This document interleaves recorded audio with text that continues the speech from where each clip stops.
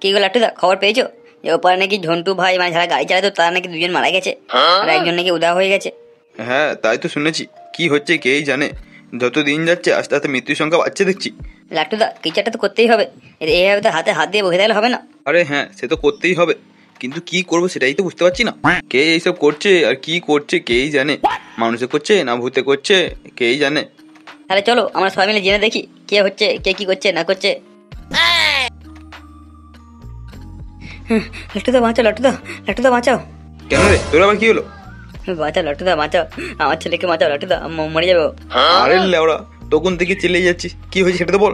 লাট্টুদা এইসব যে মার্ডারগুলো হচ্ছে আর কেউ করেনি, আমার ছেলেই করছে। মানে পল্টু, তুই কি বলতে চাইছিস? মানে তোর ছেলে করছে মানে? আরে ওইসব মানেটা নিয়ে কিচ্ছু না, আমার ছেলের মধ্যে একটা আত্মা ঢুকে আছে, সেই প্রতিশোধ নিচ্ছে তার মৃত্যুর। বাঁচাও লাট্টুদা, বাঁচাও আমার ছেলেকে, বাঁচাও নাহলে মারা যাবে। তাহলে চল কিরিটি বাবার কাছে, উনি একমাত্র রাস্তা বলতে পারবেন কি করতে হবে না হবে। তাই চলো লাট্টুদা, তাই চলো, আমার ছেলেকে বাঁচাতেই হবে লাট্টুদা। কি রে বন্টি, কাল যে কাজটা দিয়েছিলাম সেটা শেষ হয়েছে? স্যার কোন কাজটা বলুন তো, ঠিক মনে করতে পারছি না। আরে সুরে বাচ্চা, সব ভুলে গেছিস? হ্যাঁ, কালকে যে ঝন্টু ভাইদের যে কাজটা দিতে বলেছিলাম দিয়েছিলিস? ও আচ্ছা, ওই কাজের কথা বলছে, সে তো আমি দিয়েছিলাম, কিন্তু এখনো কোনো খবর আসেনি। খবর আসেনি মানে তুই কি বলতে চাইছিস? শালা তোকে দায়িত্ব দিয়ে ভুল করে ফেলেছি, এত বড় কাজের দায়িত্ব তোকে দেওয়া উচিতই হয়নি। এই না স্যার, এরকম করবেন না স্যার, আমার ভুলে গেছে স্যার, পরের বার তো ঠিক হয়ে যাবে, আমি এক্ষুনি খবর নিয়ে নিচ্ছি স্যার। থাক, অনেক চুদিয়েছো, আর চোদাতে হবে না। যাও এই ঝন্টিকে রেখে দাও। এই ঝন্টি, এরপরে দেখি।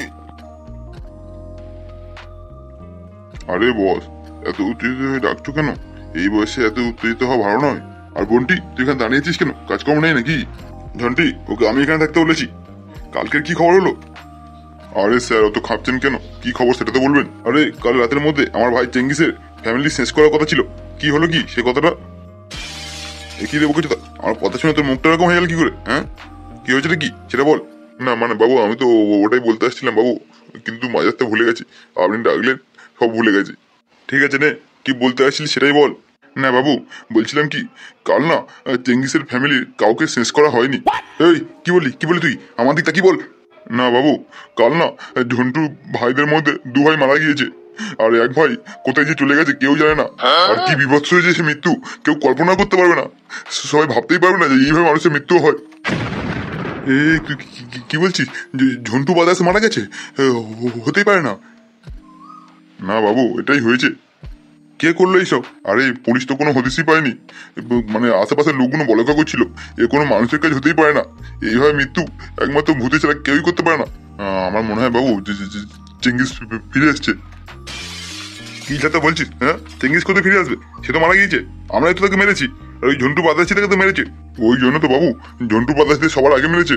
আচ্ছা ঠিক আছে, এটা যদি সত্যি হয় তাহলে কিছুদিন কাজকর্ম বন্ধ রাখ, কোনো কিছু করতে হবে না।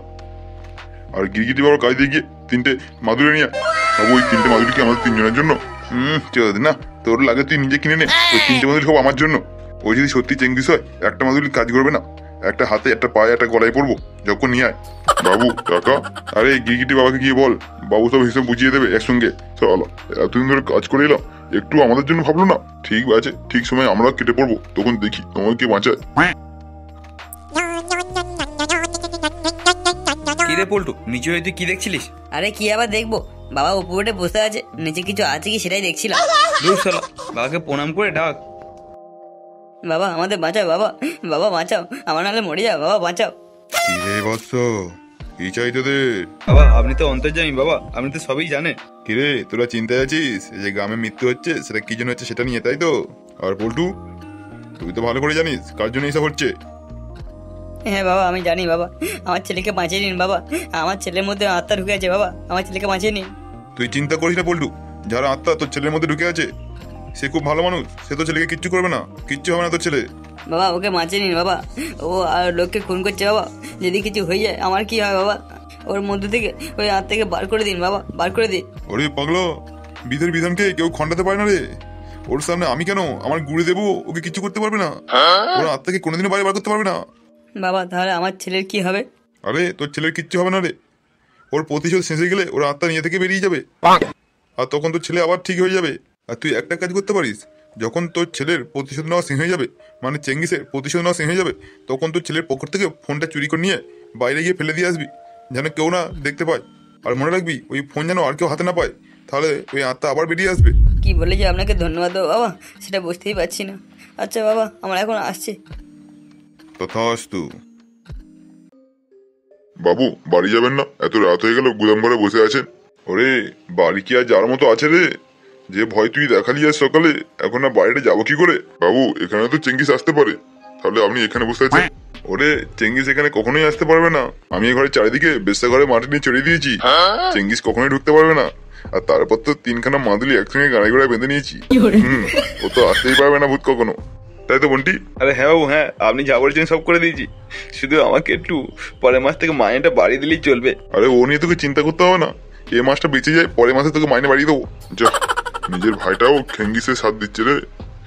চেঙ্গিস খুব ভালো লোক ছিল, বসকে কতবার বারণ করলাম, তাও বাবু মেরে দিল। উনি আমাকে অনেকবার সাহায্য করেছিলেন, এর প্রতিদান তো আমাকে দিতেই হবে। আজ ওকে আমি এখানে আসার পথ করিয়ে দেবো। বাবু, আমি একটু আসছি, বাইরে থেকে হালকা হয়ে আসি। যা যা, তাড়াতাড়ি চলে আসিস, দিনকাল ভালো না।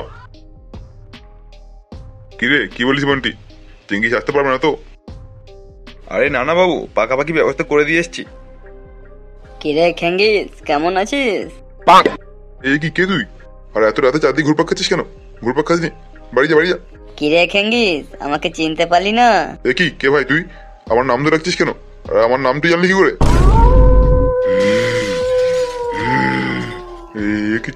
চেঙ্গিস, তুই এখানে কি করে এলি? কেন, তুই কি ভাবলি তুই মাদুলি পরে আর চারদিকে মাটি চড়িয়ে আমার রাস্তা আটকাতে পারবি? তোকে আমি ছাড়বো না। তুই নিজের ভাই হয়ে আমাকে খুন করেছিস। না না, আমি তো খুন করিনি, ওই ঝন্টু ভাইরা মিলে খুন করেছে। এই বন্টি ওদেরকে খুন করতে বলেছে। আমি কিচ্ছু করিনি ভাই, আমি তো নিজে ভাই হয়ে বল, আমি এসব কিছু করতে পারি? এই না না ছোট বাবু, আমরা কিছু করিনি, আমি কিছু করিনি। মালিক আমাকে করতে বলেছিল, আমার ভুলে গেছে বাবু, আমি কিছু করিনি।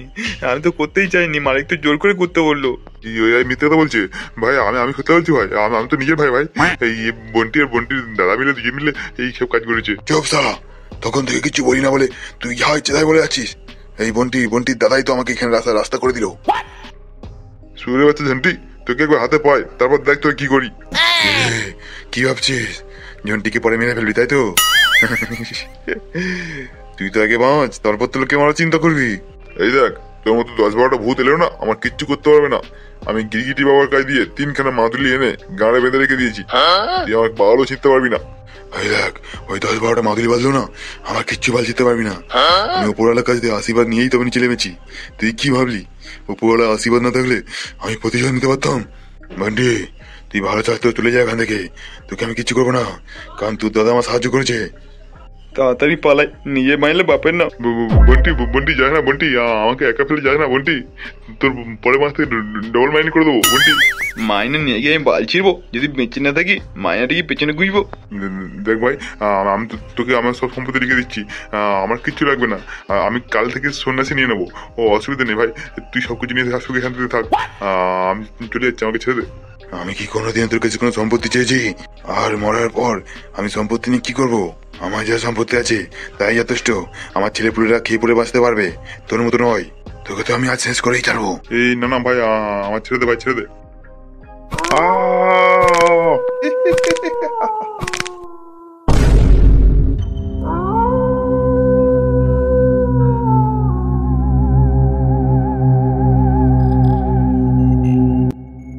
নাম্বার 1, নাম্বার 2, তাড়াতাড়ি মালগুলো লোড কর। রাত হওয়ার আগে গাড়ি ছেড়ে দিতে হবে, যাতে পুলিশ টের না পায়। হ্যাঁ বস, এক্ষুনি হয়ে যাবে। এই কি নাম্বার 1, নাম্বার 2, এটা কার ফোন পড়ে গেল? আমি জানি না বস, তাহলে এই ফোনটা আমার।